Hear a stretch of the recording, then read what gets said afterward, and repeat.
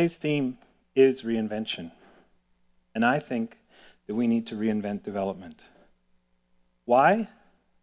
Because I don't think the process of development as it currently happens is working all that well. And I'm not talking about downtown, I'm talking about in the neighborhoods that surround the city.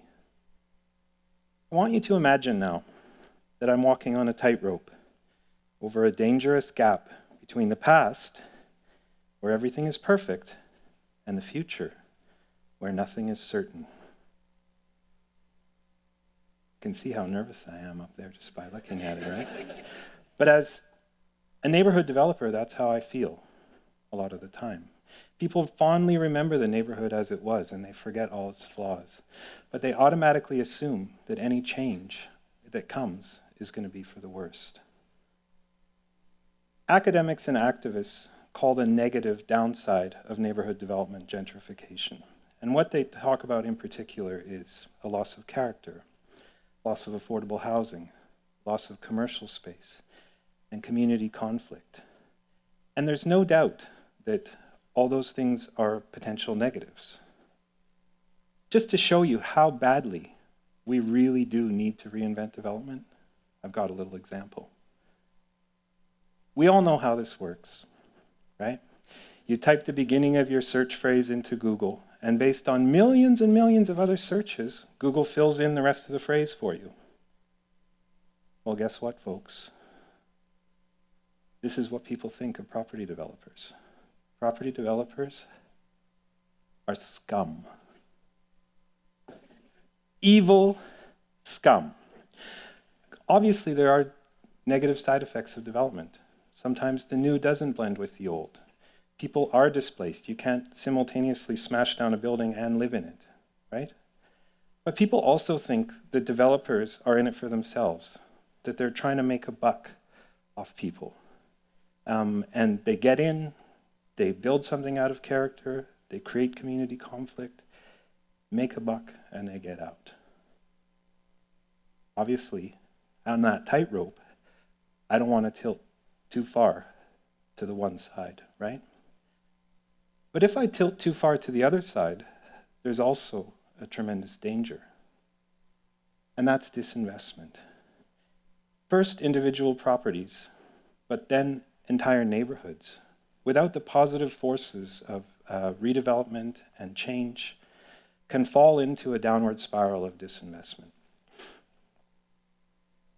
The visible signs of disinvestment are decay and disrepair, lack of civic maintenance, trash being left around, territorial tagging, people thinking that the curb is a great place to store old couches and lawnmowers, for instance, evidence of drug use and other social disorder. And eventually,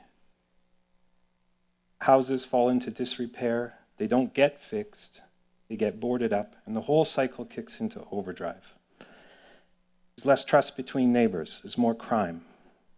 Eventually, people with legitimate business in the neighborhood start steering clear, and what's left is largely dysfunction. In 2003, a key landowner in the heart of my neighborhood raised rents amidst a broader cycle of disinvestment. The rents were higher than was reasonable, and the businesses that were in the building moved out. No new businesses moved in. Eventually, the windows got broken. The building was boarded up. Squatters broke in and started living upstairs. There was drug use, and I'm not talking about dope, I'm talking about heroin. There was drug dealing. There was the violence and theft that goes along with those habits. There was prostitution. It was a tremendous source of human misery, that building. But what's the solution? The city tried an enforcement approach. They sent in bylaw officers. They levied fines against the owner. The police came. They evicted the squatters. Eventually, the city cut the power and the water. But that didn't change anything, actually, because a few hours later, the squatters broke back in and resumed living there in the dark. So the power of the city to legislate or enforce better community outcomes is limited. What about the market? You can see the building was for sale and for lease. But as a business owner, can you imagine moving into that building? no thanks. And in terms of someone picking it up on the cheap, there was no deal. The landowner wanted his price, which was more than the building was worth. So who's left? Enter the neighborhood developer. In this case, a community center half a block away providing family services and other programs for families in the neighborhood. At that time, I was the president of the board of directors of a failing organization in the middle of a failing neighborhood. And how we turned our organization around is a story that's too long to tell today, but at root it came down to this. We had become so desperate that we were no longer afraid to fail. So we took a tremendous risk. We bought the boarded up building. But the thing is, when you want to buy a commercial building, unless you got a lot of money in your jeans, you generally need a loan. And the thing that is really challenging about getting a loan is that you need to show proof of income. That building had no legal tenants. No tenants, no income. No income, no loan. So we compounded our risk. We took a loan from the owner. And we gave the owner of the building all of our existing assets, and at that point it was a beautiful character house 6 blocks away. We gave him all of our existing assets as a down payment. And then we did the one thing that the best investors will tell you never to do. We overpaid. Because the landowner wanted his price, which was more than the building is worth. But we wanted our neighborhood back. And at that point, no price was too high. Well, the good news is, I'm here to tell you today, a dozen years later, it all worked out. With tremendous support from the neighborhood and generous support from funders, we stripped the building out and put it back together. There's now 4 units of affordable family housing upstairs, 4 businesses in the commercial level. And along the way, we got enterprising because we own and operate 2 of those businesses ourselves through a subsidiary taxable corporation, and the profits flow back into our charitable activities down the street. A couple years later, we identified another opportunity. In this case, a vacant lot a couple blocks away that was collecting rubbish and, the odd bit of trouble. It was a great opportunity, but it was across the street from a row of beautiful character homes on Yukon Street, for those who know it.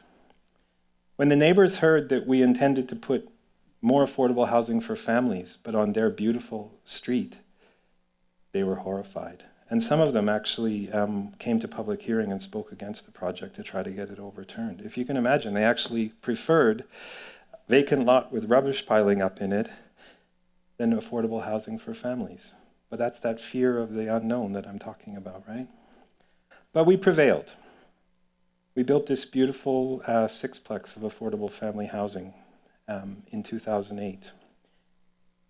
And when we designed it in such a way that it actually mirrors and fits right in with the beautiful homes across the street. And when the funders came to cut the ribbon, they had to ask which house is the new one, because they couldn't tell which one it was. Flash forward 5 years, 2013, we identify another opportunity. In this case, it was a home that, it wasn't boarded up yet, but it was an opportunity that was ripe for reinvestment, let's just say. We did a lot of neighborhood consultation, and by a lot I mean half a dozen meetings anyways over a period of years, really. We envisioned ultimately, because this was right adjacent to the core of our village, just expanding our village a little bit. In this case, a mixed-use building with housing upstairs and commercial below. And as we were getting ready to go to public hearing, the most amazing thing happened last summer. I was out for a walk, I went into our cafe, and I saw one of our tenants from this building having a drink with his neighbor. Did you catch that? He was having a drink with his neighbor from across the street, who 8 years earlier had absolutely not wanted to have family housing in the vacant lot. And so Ben, our tenant, introduced me to Harry. And Harry confessed and told this story about how he and his wife had been so opposed to our project right up until they saw the beautiful families moving in, and now they love those folks. And I asked Harry if he would be willing to write an article for our neighborhood newspaper describing his experience, and he did, and there it is, NIMBY to love. So NIMBY, of course, for those who are not aware, stands for not in my backyard. In this case, it was across the street, so it was more like in his front yard, but he admitted that he had been a NIMBY, but that he had grown to love his new neighbors. I also asked Harry if he'd be willing to come and talk at public hearing in support of our new project, and he said he would, and he did. And so did dozens of other people. As we were getting ready to go to public hearing, we canvassed all of the neighbors within 200 meters. We got 165 signatures on our petition, and you can see there's a pretty good dispersion, like almost everybody that we could find at home was willing to sign our petition. And so when we went to public hearing, it passed unanimously. But the most interesting thing about that evening was that the same night that we were successful at public hearing, another project in the next neighborhood village over got sent back to the drawing board. And one of the councillors drew a very sharp contrast between our project and the other one. He said our project would add character, add vibrancy, and build community, and not potentially harm it, like he thought the other project would. So now, you can see, I'm no longer nervous on the tightrope. I'm dancing because I know that if I tip too far either way, that the community is going to put me back up straight. I started out by saying that the negatives of neighborhood development are a loss of character, a loss of affordable housing, a loss of commercial space, and community conflict. And it's taken us a long time, but I'm here to tell you that it's possible to reinvent development. We are building, repairing, adding new buildings that are completely in character with the surrounding neighborhood. We're building affordable housing. We're adding commercial space where possible through mixed-use development. And we're doing it all after 12 years with tremendous community support. That's how we've reinvented development in our neighborhood. Thank you.